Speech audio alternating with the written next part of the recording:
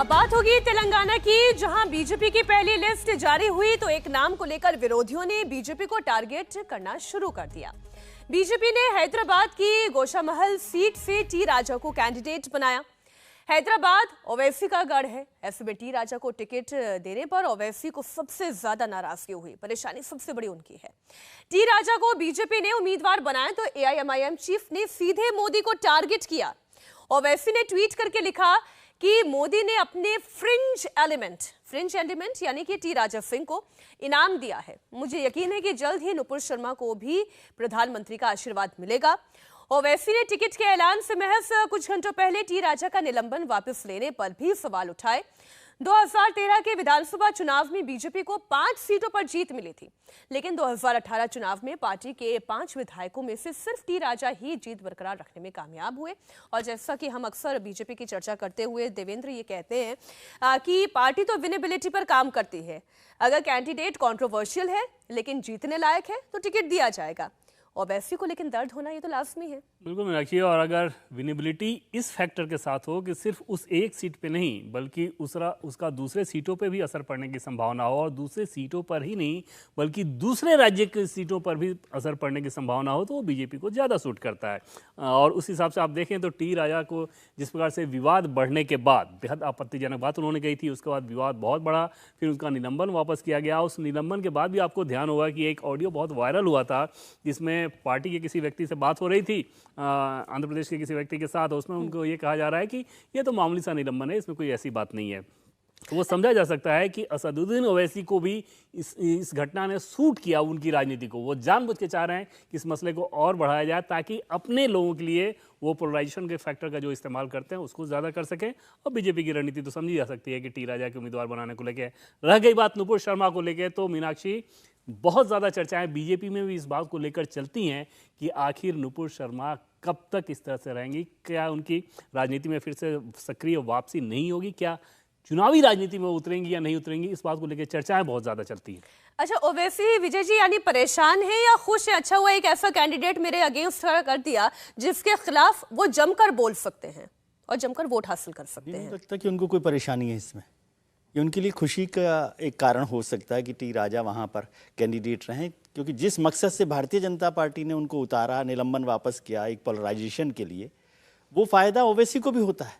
और इसीलिए कांग्रेस अक्सर ओवैसी को बीजेपी की बी टीम कहती है कि जब टी राजा जैसे कैंडिडेट या इस तरह से जिनसे पोलराइज हो सकता है, इससे माहौल बनता है, तो ओवैसी को वो सूट करता है। और इसलिए आप देखिएगा कि वो ओवैसी पूरे हैदराबाद में टी राजा को इशू बनाकर चलाते रहेंगे। उससे उनका जो वोट बैंक है वो पोलराइज होता है, वो उनके साथ खड़ा होता दिखाई देता है। इसलिए इसमें उनके परेशान होने की कोई बात ही नहीं है। और अगर हेट स्पीच की बात है तो हर्षवर्धन जी, हेट स्पीच देने में उनके भाई कौन से पीछे हैं?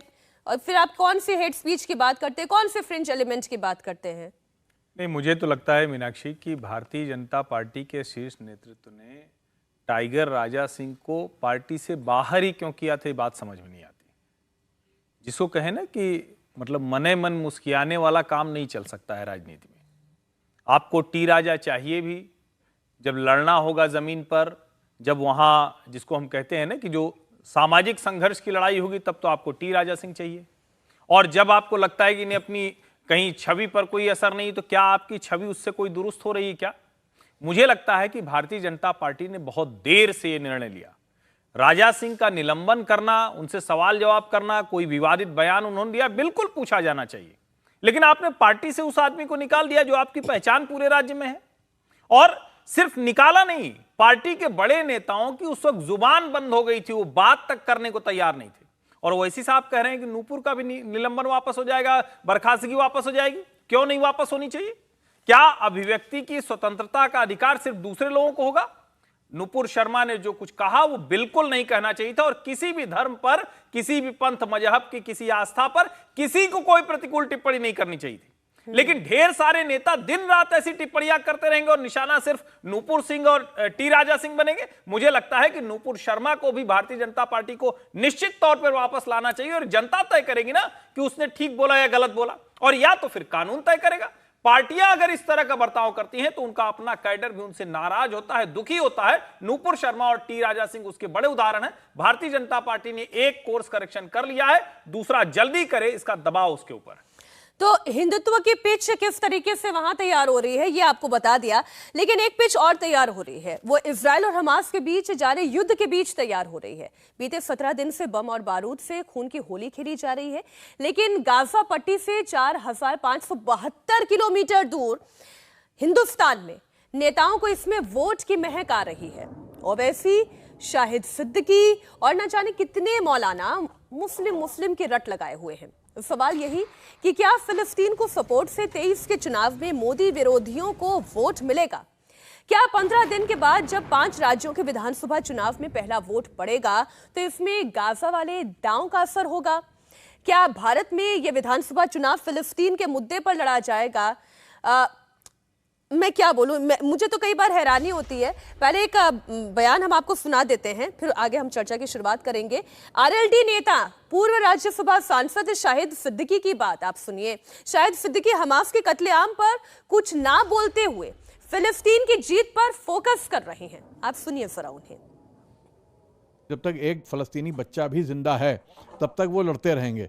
तो अरब हथियार डाल दें, सारे दुनिया के अक़वाम मुत्तहिदा हथियार डाल दें, ह्यूमन राइट्स वाले हथियार डाल दें, सारे मुसलमान हथियार डाल दें, लेकिन फ़लस्तीनी हथियार नहीं डालेंगे। वो अपनी ज़मीन के लिए, अपनी माँ के लिए, जिस तरह हिंदुस्तानियों के लिए भारत माता है, उनके लिए उनकी माँ है वो फ़लस्तीन की सरजमीन, उसके लिए वो अपनी जंग लड़ रहे हैं और वो लड़ते रहेंगे। तो इसलिए आखिरकार इजराइल को ही समझौता करना पड़ेगा और मुझे यकीन है कि इजराइल को झुकना पड़ेगा।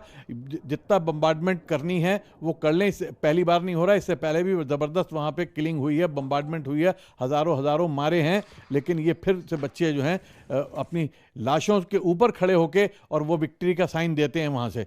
तो इसलिए ये लोग झुकने वाले नहीं हैं। ये लड़ाई तो आखिरकार फ़लस्तीनी ही फातेह होंगे, वही कामयाब होंगे। हाँ, ये और बात है कि अगले 4-6 महीने के लिए ये जितना भी खून खराबा कर सकते हैं कर लें, लेकिन खून खराबे से दुनिया जो है फतेह नहीं होती।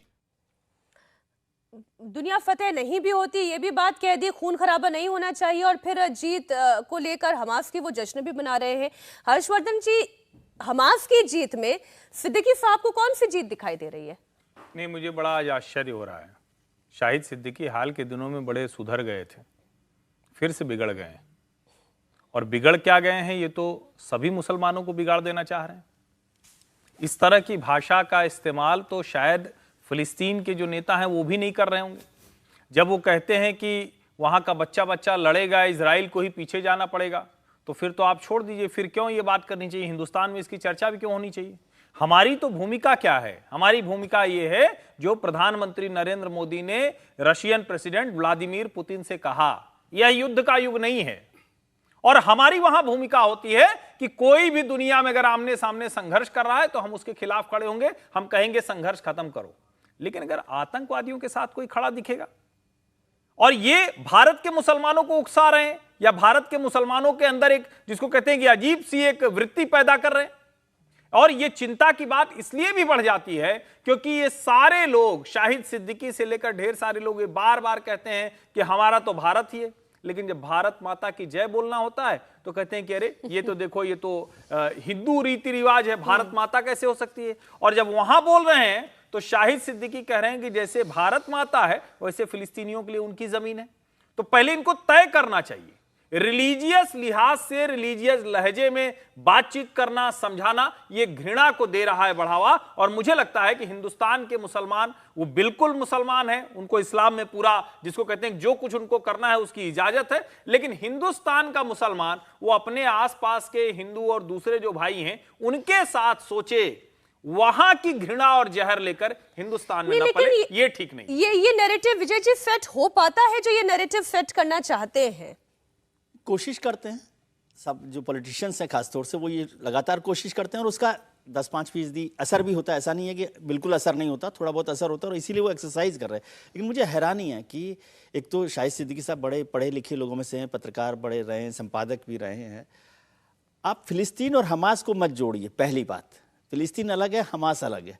और दूसरी बात, हमास फिलिस्तीन को हिंदुस्तान के मुसलमान से मत जोड़िए।